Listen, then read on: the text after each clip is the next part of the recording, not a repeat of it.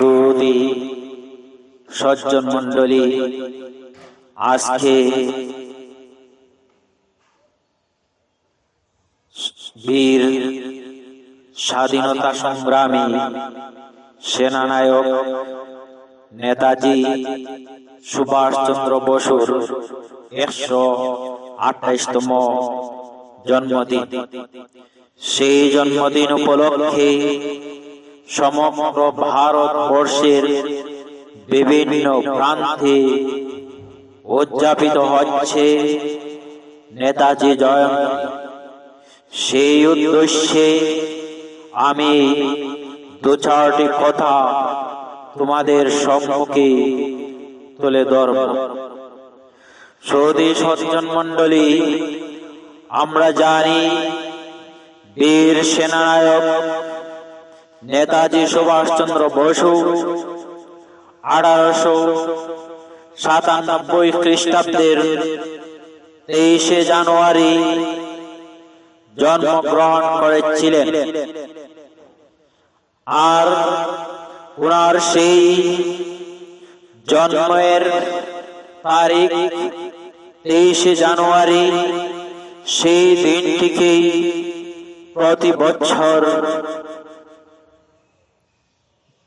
নেতাজি জয়ন্তী হিসাবে সমগ্র দেশের মধ্যে পালিত হয়ে আসছে।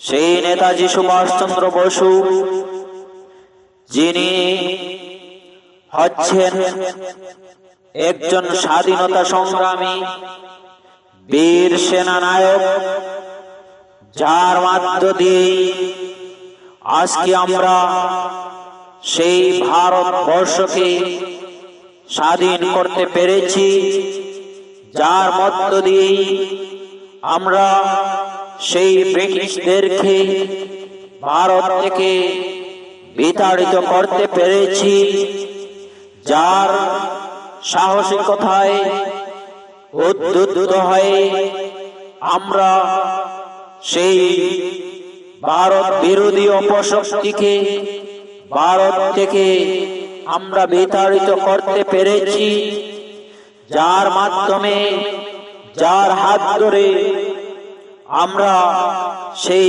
ভারতবর্ষকে স্বাধীন করার সাহস পেয়েছিলাম। তিনি হচ্ছেন নেতাজি সুভাষচন্দ্র বসু। সেই নেতাজি সুভাষচন্দ্র বসু, যার চিন্তার মধ্য দিয়ে, যার বিচক্ষণতার মধ্য দিয়ে আজকে আমরা সেই দেশকে স্বাধীন করতে পেরেছি। তিনি আমাদেরকে বলেছিলেন যে তোমরা আমাকে রক্ত দাও, আমি তোমাদেরকে স্বাধীনতা দেব। সেই যে স্লোগান তিনি দিয়েছিলেন, দেশের প্রত্যেক জনসাধারণের কাছে, জাতি, ধর্ম, বর্ণ নির্বিশেষে প্রত্যেক মানুষের কাছে তিনি সেই আহ্বানটি রেখেছিলেন, সেই স্লোগানটি দিয়েছিলেন। সেই স্লোগান দেওয়ার অর্থ এই নয় যে আমরা ওনাকে রক্ত দেব আর রক্তের বিনিময়ে তিনি স্বাধীনতা দেবেন।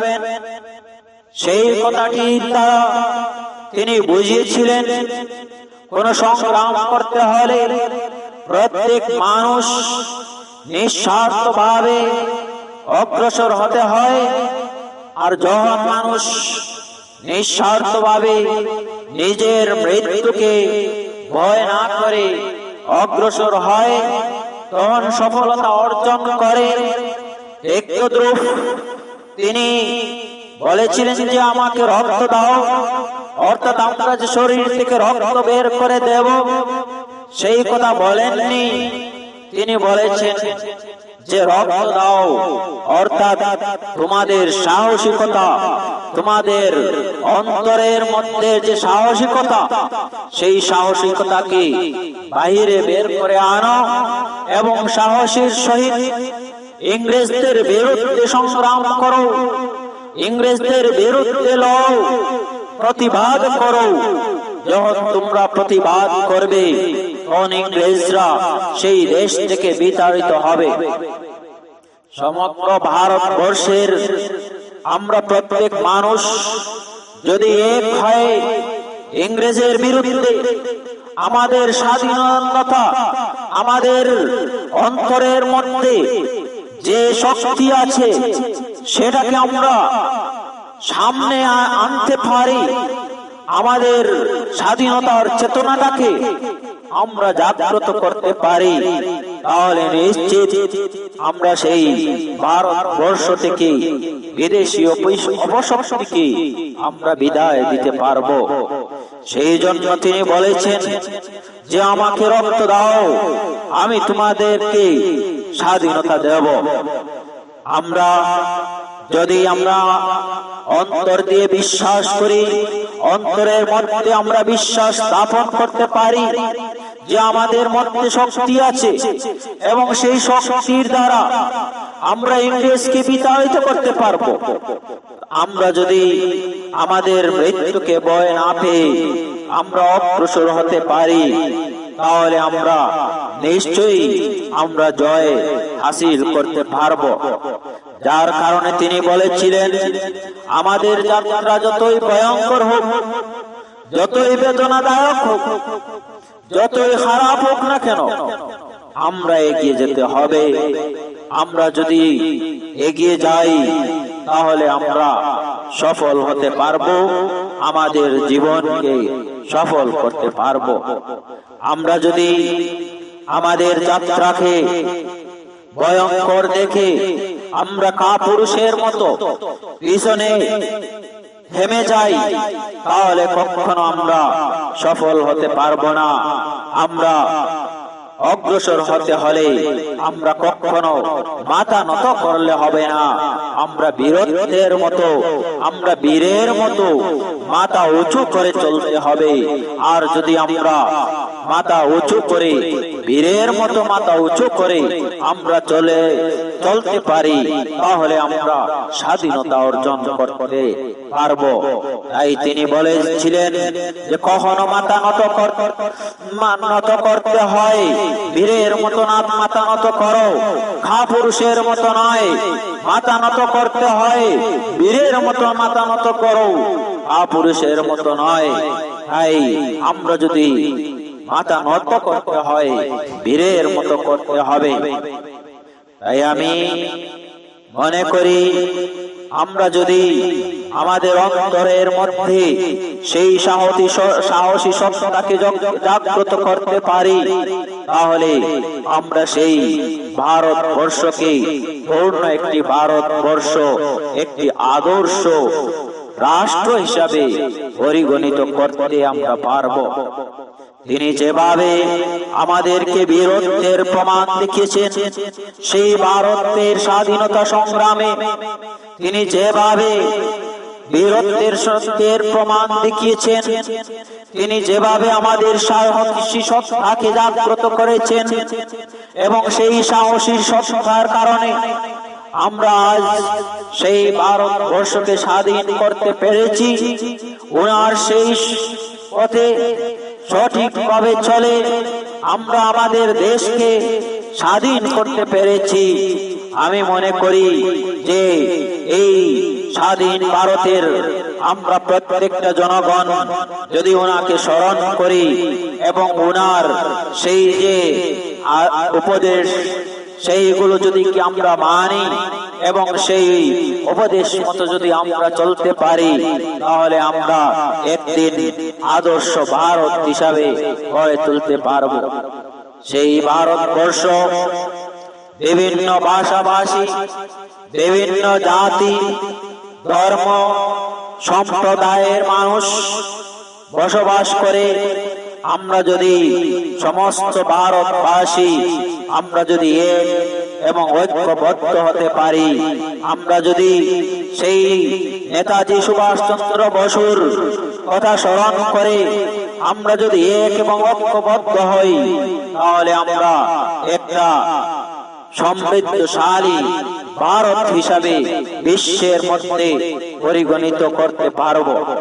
আজকে ভারতবর্ষের মধ্যে আমরা দেখতে পাই বিভিন্ন ধরনের অপসংস্কৃতি, বিভিন্ন ধরনের কুকর্ম, বিভিন্ন ধরনের মারামারি, হানাহানি, বিভিন্ন অপকর্মের মধ্যে দিয়ে ভারত লিপ্ত হয়ে যাচ্ছে। ধীরে ধীরে ভারতের আদর্শটুকু বিলুপ্তির পথে যাচ্ছে, ভয়ঙ্কর দিকে যাচ্ছে। আমরা যদি সমস্ত ভারতবাসী, নব প্রজন্ম, আমরা যদি সেই নেতাজি সুভাষচন্দ্রের আদর্শে আদর্শিত হতে পারি, ওনাকে স্মরণ করে আমরা যদি সেই সমস্ত কিছুর সঠিক মোকাবিলা করতে পারি, তাহলে আমরা একটা সঠিক ভারত গড়ে তুলতে পারবো বলে আমি আশাবাদী। ভারতের মধ্যে আমরা ঐক্য সংস্কৃতি গড়ে তুলতে পারবো। আমরা ভারতকে একটা পূর্ণ ভারত হিসাবে রূপ দিতে পারবো। ভারতে বিভিন্ন ধর্মাবলম্বীর মানুষ বসবাস করছে, কিন্তু আমরা সকলেই ভারতীয়। ভারতবর্ষকে শুধু কোন একটি সম্প্রদায় স্বাধীন করে নাই, ভারতবর্ষকে আমরা সকল সম্প্রদায় মিলে ঐক্যবদ্ধভাবে স্বাধীন করেছি। প্রত্যেকেরই অবদান আছে, প্রত্যেক ধর্মের মানুষের অবদান আছে। তাই প্রত্যেক ভাষাভাষী, প্রত্যেক ধর্মাবলম্বীর মানুষ আমরা যদি এক এবং ঐক্যবদ্ধ হই, তাহলে আমরা সোনার ভারত গড়তে সময় লাগবে না। তাই আমি আশা রাখবো যাতে আমরা ওনার আদর্শান্বিত হয়ে আমরা যতই কষ্ট হোক না কেন, সমস্ত কষ্টকে সহ্য করে আমরা যদি আমাদের ত্যাগ স্বীকার করে আমরা দেশের মধ্যে যারা উৎসাহ রচনা করছে, দেশকে যারা বিপদগামী করছে, বিপদে নিচ্ছে, তাদের বিরুদ্ধে বুক পেতে আমরা সংগ্রাম করি, রুখে দাঁড়াই, তাহলে নিশ্চিত আমরা একদিন সোনার ভারত গড়তে পারবো। তাই আজকের দিনে আমরা প্রতিজ্ঞা